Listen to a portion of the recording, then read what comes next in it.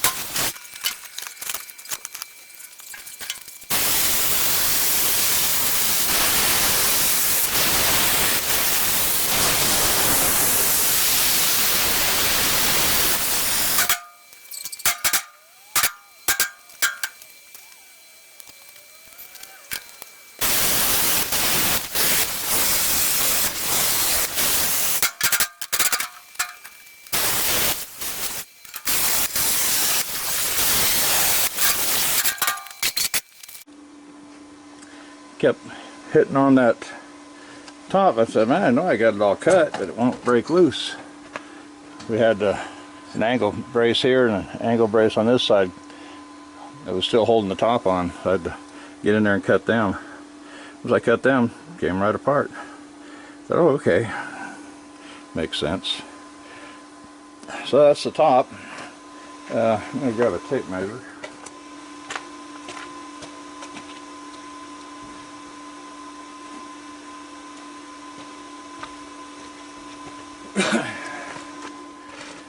Overall top to bottom on this box is about 35.5, and we're 17.25 from front to back, so 16 inches there. So yeah, we'll fit in that, we'll fit just fine in that 18 by 36 range. So I guess I can cut the back and cut that side and cut part of this other box and cut the other side too, I guess. I'll grind a spot right there and remove the ground clamp.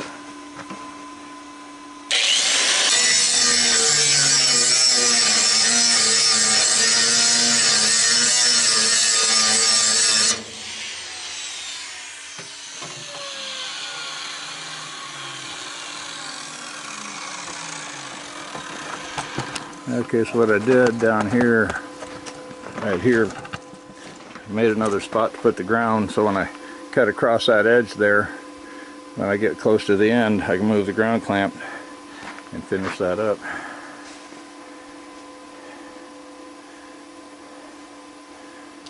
So I guess I'll go around the other side, go top to bottom on this, or cut across the bottom and then top to bottom.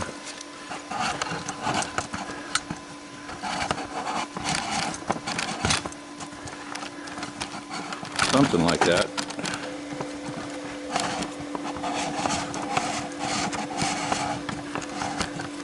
Okay, I'll go ahead and get my glasses on and start cutting away.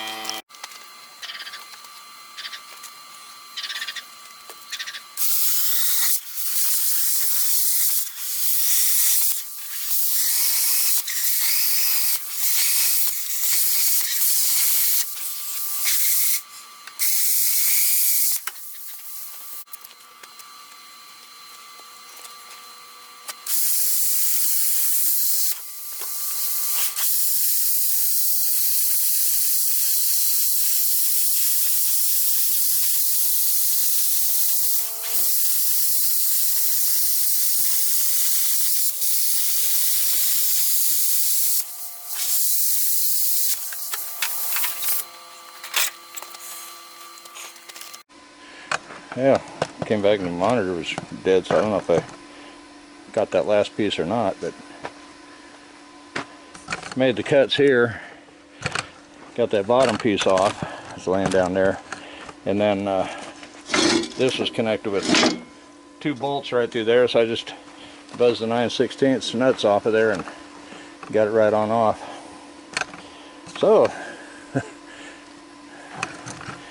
got that all broke down anyway. Don't want to get that out of the way for a long time. Took a little while, but now it won't take up near as much space.